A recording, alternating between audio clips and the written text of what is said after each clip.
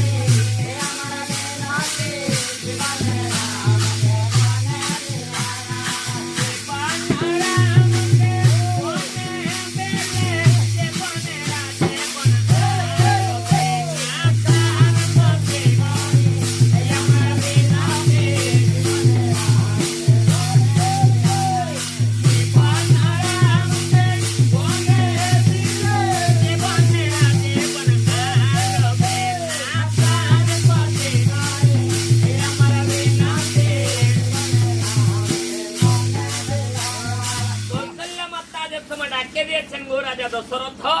তোদের মনোবাঞ্ছা পূর্ণ করো, যাহা ইচ্ছা হয়েছে রাজা করবে। ভরতকে আমি মান্না করিব না। তাহলে ভরতকে রাজ্য সিংহাসন প্রদান করলে আমি কিছু কহিতে পারিব না, কিন্তু জীবনের জীবন সমান আমার রামচন্দ্র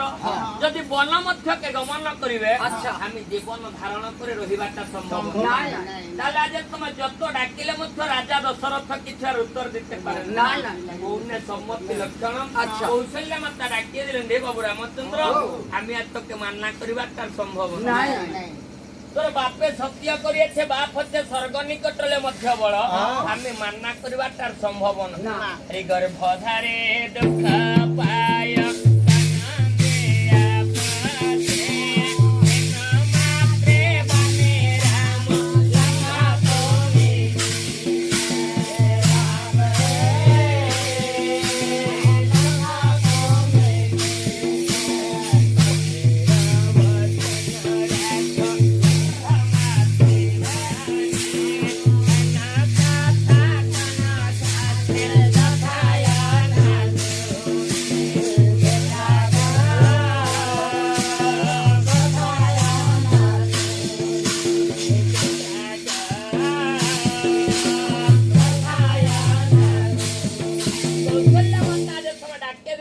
রামচন্দ্র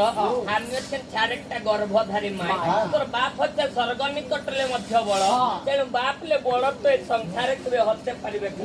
আমি তোকে মান্না করিবার তার সম্ভব না। তেণু ডাকে দিলেন রে বাবু রামচন্দ্র তোকে আজ নিশ্চয় বাপের সত্য রক্ষা করবে, বন মধ্যকে যেতে হবে। কৌশল্যা মাতা যে সময় যেমন এই কথা কহে দিয়েছে রামচন্দ্র ডাকে দিলেন আগে হে জননী পূর্ব অবতার পরশুরাম অবতার আমি বাপের কথা মানিয়ে মায়ের শিরচ্ছেদন করি। তেণু আমি নিশ্চয় আজ বাপের সত্য রক্ষা করতে আজ বন মধ্যকে গমন করি। বিদায় লাভ করিয়া যে সময় রামচন্দ্র গমন করিয়েছে যাতে যাতে পৌঁছে যাচ্ছে না প্রাণপ্রিয়া সীতা দেবী নিকটে। দেখা দিলেন সীতা দেবী আজ সময় নানা প্রকার অলঙ্কারকে পরিধান করিয়ে তাহলে রাজরানী রূপকে ধারণ করিয়ে। তেণু দুঃখ মনে ডাকিয়া দিলেন আগ হে সীতে যে বিদায় দাও মরে আনন্দ অন্তরে শুনায়া গা প্রাণ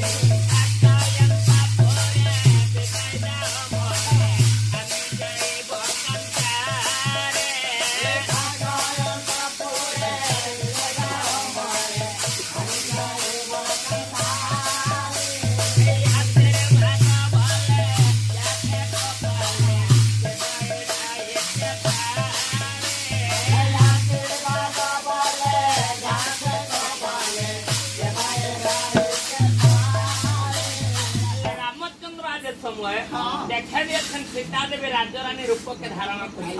ডাকিয়ে দিলেন আগ হে সীতে এ রূপ তোদের আবশ্যক পড়িবে রাজা হবে অযোধ্যাপুরে ভরত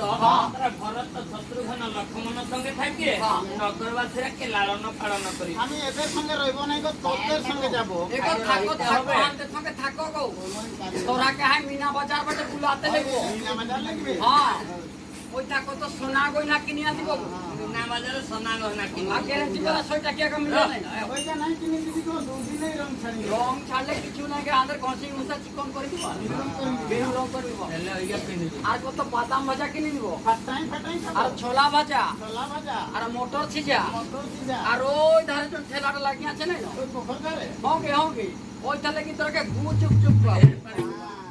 আর তেতল ঝোল মগাই গেজড়ি ছে দেখছি না এ মা করছে আর সোয়াদ জিনিসটা আর কি খাবে কি নাই তুমি বাজার করাতে লাগবে না গত মাস তা বলে তুই চুপই থাকবি না কই থাকবে কি বাজারে বুলাতেই লাগবে তুই আর কি যাচ্ছে না ও আর খরচ তো আমার গোপ চুপ কাহা যায় না গো চুপ চুপ কাহা যায় ওই ওইটা তো কইতে না বনিয়া লাগে রহ। আলু তো ফটাক তাহলে ডাকিয়ে দিলে না যে সময় আগ হেসিতে তোরা তাহলে রাজ্য পুরা রইবে ভরত শত্রুঘ্ন সঙ্গে লক্ষ্মণের সঙ্গে আজ আমরা যেমন কাজ বনমধ্যকে গমন করিবে চিন্তা করলে যে সময় সীতাদেবীকে ডাকিয়ে দিয়েছেন গছিতে তোরা ভরত শত্রুঘ্ন লক্ষ্মণ সঙ্গে থাকিয়ে নগরবাসীরা কে লালন পালন সীতাদেবী বিচার করলে কথা হতে পারিবে রেটি কহ প্রাণে সারা একে তব ব্যবহার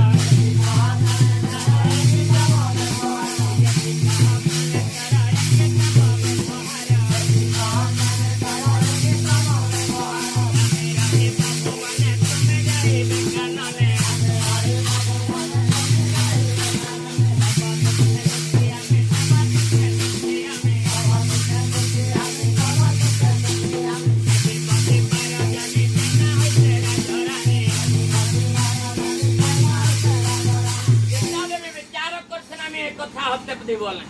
তাহলে আমি তোরাকে ছাড়িয়ে কোন রাজ্যপুরে রহিব তোরা বর্ণ মধ্যকে যাবে এ কথা জমা সম্ভব না না বাল্মীকি রামায়ণ কথাকে মন মধ্যে আজ বিচার করি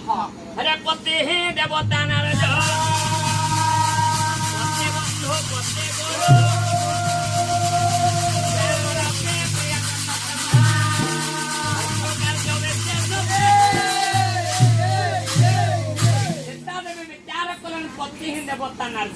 পতি অর্থাৎ স্বামী স্বামী দেবতালে বড় দেবতা কেবে হতে পারিবে না স্বামী বন্ধুলে বড় বন্ধু এ সংসারে কেবে মিলবে না স্বামী গুরুলে বড় গুরু মধ্য হওয়াটা কেবে সম্ভব না তেণু বিচার কল স্বামী সেবা করা হচ্ছে সতী নারীর ধর্ম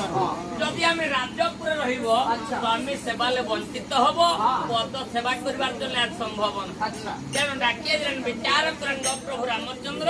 আমি তোরাকে ছাড়িয়ে কোন রাজ্যপুরে রহিবারটা সম্ভব না তেণু চিন্তা করা যে সময় সতী সেবা স্বামী সেবা করা হচ্ছে সতী নারীর ধর্ম